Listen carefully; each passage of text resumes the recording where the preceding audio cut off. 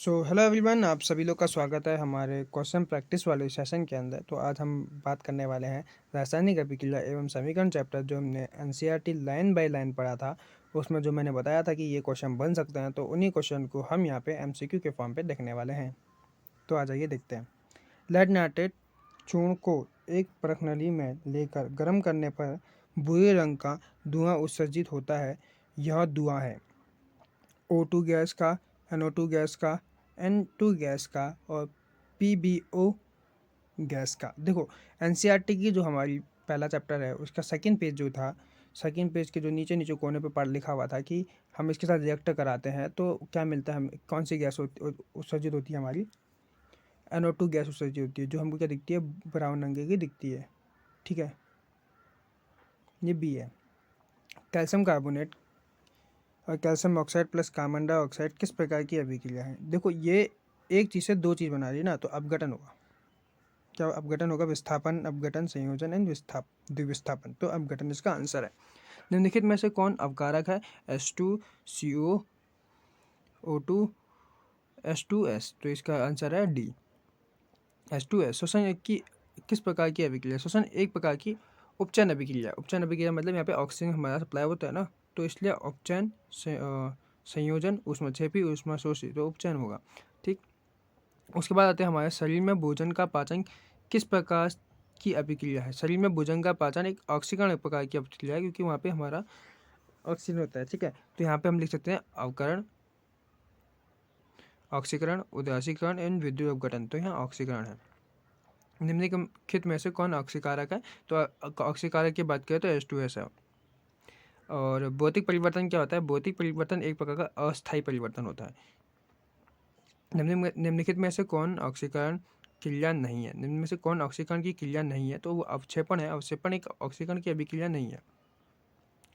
2Mg plus O2 से 2MgO मतलब कि मैग्नीशियम ऑक्साइड का फॉर्म होता है, तो उस प्रकार की अभिक्रिया को क्या कहते हैं? इस प्रकार की अभिक्रिया को संयोजन अभिक्रिया कहते हैं। क्या कहते हैं? संयोजन अभिक्रिया कहते हैं। अंगूर का किण्वन करना एक है रासायनिक परिवर्तन है। फिजिकल परिवर्तन तो नहीं हो सकता, रासायनिक परिवर्तन, क्योंकि हमने एनसीईआरटी में पढ़ा हुआ है। लेड तथा पोटेशियम आयोडेट के विलयन को मिलाने पर अवक्षेप बनता है। किस प्रकार का अवक्षेप बनता है? तो अवक्षेप बनेगा हमारा किस कलर का? पीले कलर का। ठीक, पीले कलर का बनेगा। निम्नलिखित में से कौन सा रेडॉक्स अभिक्रिया है? देखो, H2 प्लस Cl2 से 2HCl का फॉर्म हो रहा है, तो यहीं पे हमारा ये क्या हो जाएगा? रेडॉक्स रिएक्शन हो जाएगा, और सब नहीं होंगे। कार्बन चूर्ण को वायु में गर्म करने पर उसके सतह पर कॉपर ऑक्साइड की एक परत जम जाती है। इस परत का रंग होता है। देखो, कॉपर चूर्ण के ऊपर कॉपर ऑक्साइड का रंग चढ़ जाता है, तो कॉपर ऑक्साइड का रंग कैसा होता है ये बताओ? वो काले रंग का होता है, तो काला चढ़ जाएगा। मैग्नीशियम जीवन को रेगमाल से रगड़ने पर दहन की प्रक्रिया की जाती है, क्योंकि देखो, इसलिए की जाती है क्योंकि जो मैग्नीशियम जीवन है उसमें क्या हो जाता है अपना, वो ऑक्सीडाइज होता है। ऑक्सीजन की तुलना में इन्वायरमेंट में रखने के कारण से ऑक्सीडाइज हो जाता है। ऑक्सीडाइज हो जाता है, वो उसके ऊपर उसकी सतह पर क्या जम जाता है? हमारा मैग्नीशियम ऑक्साइड जम जाता है, तो उसकी वजह से वो क्या हो जाता है, फिर उसको रेगमाल से रगड़ना पड़ता है। तो ये आंसर इसका होगा हमारा बी ऑप्शन। नमक के घोल में सिल्वर नाइट्रेट का घोल डालने पर दही जैसा अवक्षेप उत्पन्न होता है, वह कौन सी अभिक्रिया? देखो, कौन सी अभिक्रिया? यहाँ पे देखो ना कि अवक्षेपण होगा। क्या होगा? अवक्षेपण होगा ना, होगा तो अवक्षेपण होगा, क्योंकि जब नीचे बैठेगा तो पीपीटी आएगी ना, तो अवक्षेपण ही बोलेंगे। ठीक। NaCl प्लस AgNO3, तो यहाँ पे जो अवक्षेपण बनेगा वो AgCl का बनेगा। ठीक है। मैग्नीशियम के दहन के फलस्वरूप मैग्नीशियम ऑक्साइड प्राप्त किया जाता है, तो इस ऑक्साइड का रंग होता है। देखो, मैग्नीशियम ऑक्साइड का रंग क्या होता है, हमें बता रखा है। देखो, मैग्नीशियम ऑक्साइड का रंग क्या होता है? उजाला, उजला, उजला, काला बोल सकता हूँ, पर उजला यहाँ पे दे रखा है। ठीक। जिस अभिक्रिया में अवक्षेप का निर्माण होता है उस अभिक्रिया को क्या कहते हैं? तो अवक्षेपण अभिक्रिया कहेंगे ना उसको, ये तो बोलने की जरूरत भी नहीं है। निम्न में से कौन ऑक्सीकारक नहीं है? नहीं हो सकता, ऑक्सीकारक नहीं हो सकता, ऑक्सीकारक नहीं हो सकता हमारा H2। ठीक। रासायनिक अभिक्रिया का संक्षिप्त रूप है, सांकेतिक रूप है, पूर्ण रूप है, और इनमें से कौन नहीं? देखो, संक्षिप्त रूप है। संगमरमर का रासायनिक सूत्र क्या है? ये हमने पढ़ा नहीं था, फिर भी यहाँ पे आ चुका है। तो यहाँ पे हमारा संगमरमर का सूत्र होता है कैल्शियम कार्बोनेट, जो हमारा चूना होता है उसी से वो होता है, तो उसी से कैल्शियम कार्बोनेट यहाँ लगा देंगे। तो निम्नलिखित में कौन ऑक्सीकारक नहीं है? निम्नलिखित में कौन ऑक्सीकारक नहीं है? ऑक्सीकारक नहीं है हमारा, अवक्षेपण नहीं है, और ये सभी ऑक्सीकारक है, हमने एनसीईआरटी की लाइन पे पढ़ा हुआ है। अगर किसी रासायनिक अभिक्रिया में हाइड्रोजन का अनुपात बढ़ जाए या ऑक्सीकरण का अनुपात घट जाए तो ऐसी अभिक्रिया क्या कहलाएगी? देखो, बढ़ना घटना तो मुझे जितना पता है, अगर किसका घट हाइड्रोजन बढ़ रहा है ना, हाइड्रोजन बढ़ रहा है यानी अपचयन हो रहा है, और ये घट रहा है तो अपचयन होना चाहिए। हाँ, अपचयन होना चाहिए भाई, अपचयन है, अपचयन है, ठीक है। सूर्य के प्रकाश की उपस्थिति में पौधे CO2 और H2 से मिलकर अपना भोजन बनाते, ग्लूकोज तैयार करते हैं। निम्न में से कौन सी क्रिया है? देखो, निम्न में से कौन सी क्रिया है? ये देखो, द्विविस्थापन नहीं है, अपघटन नहीं है, अवक्षेपण नहीं है, प्रकाश रासायनिक अभिक्रिया हो सकती है, क्योंकि इनमें से कोई भी नहीं है वो। निम्नलिखित में से कौन सूर्य प्रकाश अपघटित हो जाता है? देखो, निम्नलिखित में से कौन सूर्य प्रकाश अपघटित हो जाता है? देखो, अपघटित कौन सा हो जाएगा हमारा? AgBr। चूना पत्थर को ऊष्मा देने पर calcium oxide plus carbon dioxide प्राप्त होता है। इस अभिक्रिया को क्या कहते हैं? इस क्रिया को क्या कहेंगे? अपघटन कहेंगे। यहाँ पे अपघटन दिया नहीं है, तो द्विअपघटन अभिक्रिया। संयोजन नहीं होगा, वियोजन हो सकता है। और ऊष्माक्षेपी तो हमारा जब बनता है, फॉर्म होता है तब होता है, तो ऊष्माशोषी होता तो वो हो सकता था। तो हमारे पास दो ऑप्शन बचते हैं, द्विअपघटन, दो चीज़ों में टूट रहा है, और एक वियोजन, तो वियोजन हो गया, ठीक है। अगर गर्म कॉपर ऑक्साइड पर H2 गैस प्रवाहित की जाए तो परत किस रंग का हो जाएगा? देखो, कॉपर ऑक्साइड का रंग क्या होता है पहले मुझे बताओ। कॉपर ऑक्साइड का रंग होता है हमारा काला। उसमें हाइड्रोजन प्रवाहित कर देंगे तो H2O निकल जाएगा, तो कॉपर बच जाएगा। कॉपर का रंग कैसा होता है? बुरे रंग का। कॉपर ऑक्साइड का रंग ही बुरा होता है, सॉरी, कॉपर ऑक्साइड का रंग ही बुरा होता है। सेवेज सिल्वर क्लोराइड सूर्य के प्रकाश में दूसर रंग का हो जाता है। ऐसा क्यों होता है? दूसरा रंग का हो जाता है, ऐसा इसलिए होता है क्योंकि दूसरा रंग का क्यों होता है? शायद हाँ, सिल्वर क्लोराइड के वियोजन से होता है। सिल्वर क्लोराइड Ag से बनने से नहीं, सिल्वर क्लोराइड से Cl बनाने में ये सभी, तो मैंने पहले पढ़ लिया था कि सिल्वर क्लोराइड का वियोजन Ag तथा Cl से में होता है, ठीक। उपचयन अभिक्रिया को क्या कहते हैं? रिडॉक्स अभिक्रिया कहते हैं।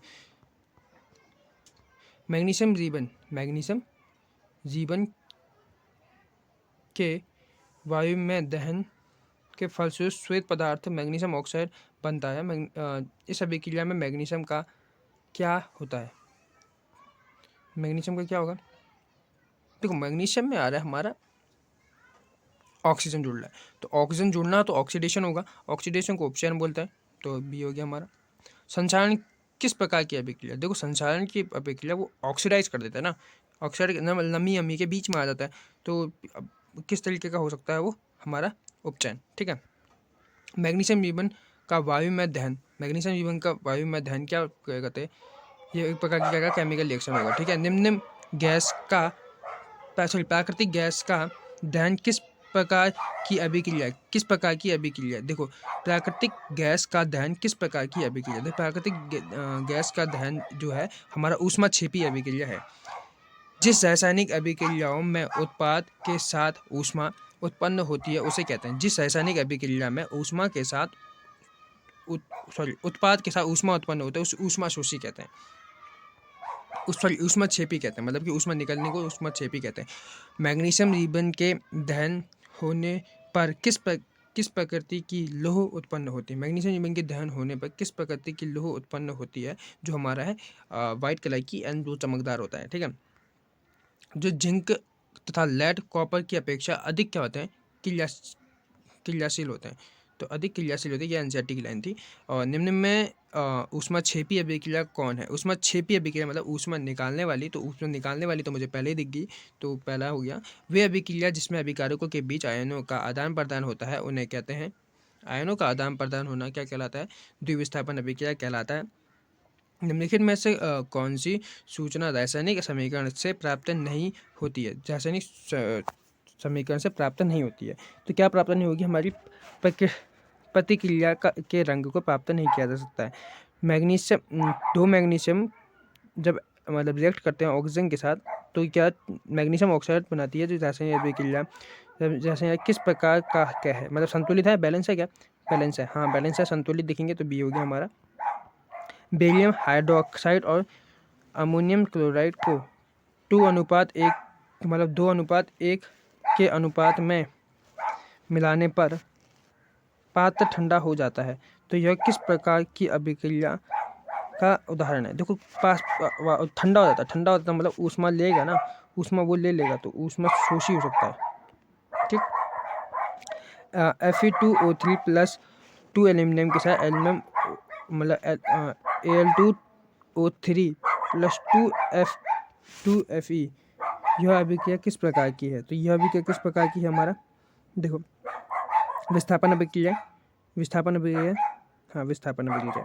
तो किसी अभिक्रिया में भाग लेने वाले पदार्थ क्या कहलाते हैं? भाग लेने वाले पदार्थ क्या कहलाते हैं? हमारे अभिकारक कहलाते हैं। निम्नलिखित में से कौन सा सही नहीं है? तो सही नहीं है के बारे में बोलना, ऑक्सीकरण और अवकरण साथ साथ होते हैं। ऊष्माक्षेपी अभिक्रिया ताप का शोषण होती है, ताप का शोषण होती है। ताप का शोषण कैसे हो गया? वो तो मतलब निकालेगी ना, तो शोषण तो शोषित हो जाता है, ये तो गलत हो गया, बी ही गलत हो गया हमारा। तो अभिक्रिया copper oxide plus H2 copper H2 में किसका अपचयन होता है? तो किसका अपचयन हो रहा है यहाँ पे? देखो अपचयन किसका हो रहा है? अपचयन यहाँ पे हो रहा है, आपको बता दें, देखो यहाँ पे ऑक्सीजन निकलना ही क्या कहलाता है? अपचयन कहलाता है। तो ऑक्सीजन यहाँ पे निकल जा रहा है कॉपर ऑक्साइड का, तो वहाँ पे हमारा कॉपर का अपचयन हो रहा है, तो हमारा ये सी हो गया। यह अभिक्रिया जिसमें दो या दो से अधिक ऑक्सीकारक मिलकर एक एकल उत्पाद बनाते हैं, उसे क्या कहते हैं हम लोग? उसे क्या कहते हैं बताओ? संयोजन अभिक्रिया कहते हैं। इस अभिकारक जब अभिकारक टूट कर छोटे छोटे उत्पाद उत्पन्न करते हैं तो उसे क्या कहते हैं? उसे वियोजन अभिक्रिया कहते हैं। निम्नलिखित वियोजन अभिक्रिया, निम्नलिखित में से कौन सी अभिक्रिया के युग्म हमेशा साथ साथ होते हैं? उदासीन और विस्थापन के। नीचे दिए अभिक्रिया के संबंध में कौन सा कथन असत्य है? तो असत्य बताना है, तो शीशा अपचयित हो रहा है, गलत।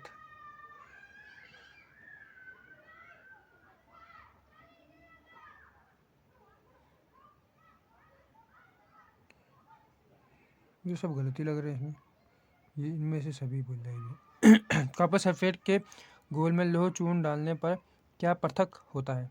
कॉपर चूर्ण के लोह डालने पर Fe ना, तो कॉपर पृथक होगा। SO2 गैस ऑक्सीकरण है अथवा अवकारक है? सी हो गया। निम्नलिखित में से कौन सी अभिक्रिया उत्क्रमणीय अभिक्रिया मतलब वापस जा रही है, वापस हो सकती है? रिवर्जिबल फेस्ट हमारा, क्योंकि इसमें अमोनिया फॉर्म होता है ना।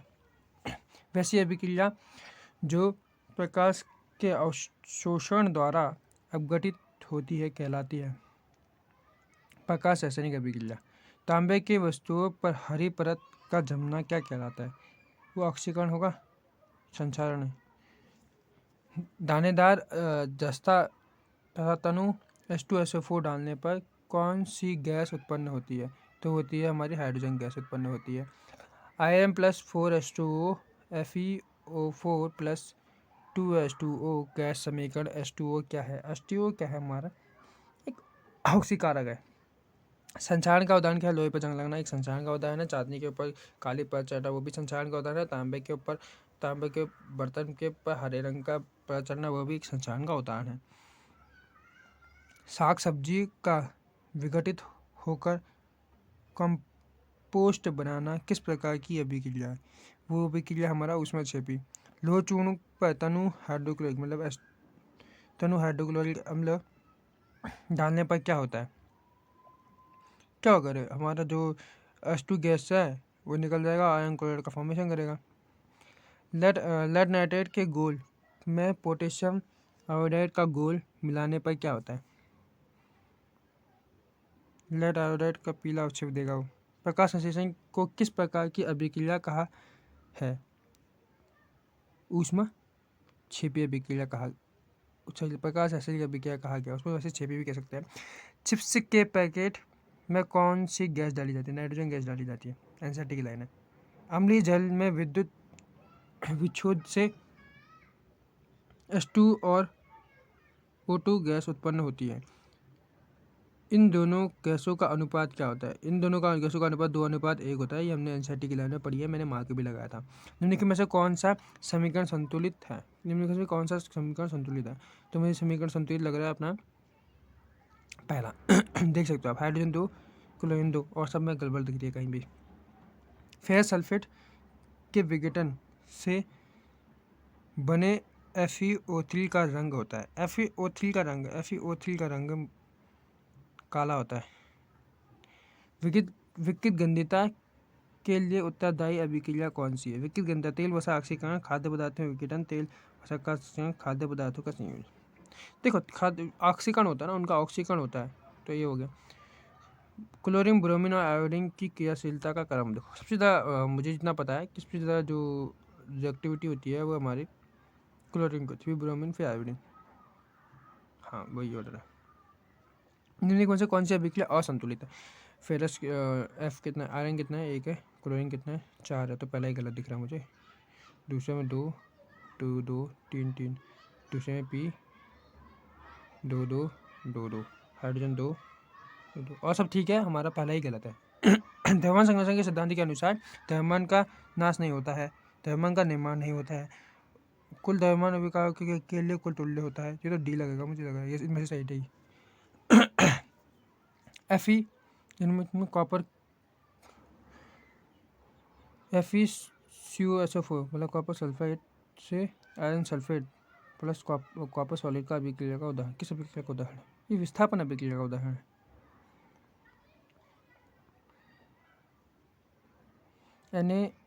Na2SO4 plus BaCl2 BaSO4 Na2, ये द्विस्थापन अभिक्रिया का उदाहरण है। द्विस्थापन दिया ही नहीं इन लोगों ने, तो अवक्षेपण होगा, क्योंकि इसमें तो अवक्षेपण बनता है ना, तो अवक्षेपण होना चाहिए। जो कोई धातु अपने आसपास अम्ल, आर्द्रता आदि के संपर्क में आता है तो संकुचित हो जाता है, तत्वों के हरी चमकीली परत लग जाती है, तो वो किसके कारण होता है? हमें संचारण का कारण होता है।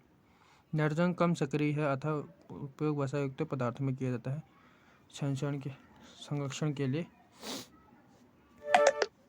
हाँ, संरक्षण के लिए की जाती है। जब कोई पदार्थ विघटित होकर एक अन्य पदार्थ की क्रिया कर विभिन्न यौगिक का निर्माण करता है, उसे कहते हैं रासायनिक अभिक्रिया। अम्लीय K2Cr2O7 को घोलने पर SO2 प्रभावित घोलकर रंग नारंगी में बदल जाता है, ये होता है हरा। वैसे पदार्थ जिसमें उपस्थित मात्र में किसी अभिक्रिया की दर बढ़ जाती है, उसे कहते हैं। अभिक्रिया की दर कौन बढ़ा सकता है? अभिक्रिया की दर हमारे उत्प्रेरक ही बढ़ाता है। वे अभिक्रियाएं जो दोनों दिशाओं में अग्रसर होता है, उसे कहते हैं उत्क्रमणीय अभिक्रिया। वैसी रासायनिक अभिक्रिया जो एक ही दिशा में अग्रसर होती है, उसे कहते हैं अनुत्क्रमणीय अभिक्रिया। सूचित कीजिए क्या करना है? प्रकाशीय अपघटन है? नहीं है। वियोजन है? तो कुछ गलती बना दिया इन लोगों ने। वियोजन ही होगा, यहाँ पे तीर होगा, ठीक है, बीच में मुझे जितना लग रहा है। प्रकाशीय अपघटन, थोड़ा सा क्वेश्चन गलत प्रिंट हो रखा है भाई लोग। वह निम्नतम तापक्रम जिस पर कोई पदार्थ जलना प्रारंभ करता है तो उसे उस पदार्थ का कहा जाता है। क्या कहा जाता है? ज्वलन ताप। ज्वाला एक क्षेत्र है जहाँ गैसीय पदार्थ जलकर उत्पन्न करते हैं। क्या करेंगे? गैस उत्पन्न करेंगे। बी ताप एंड प्रकाश। तो आशा करता हूँ आप सभी लोगों को ये MCQ वाला सेशन अच्छा लगा हो।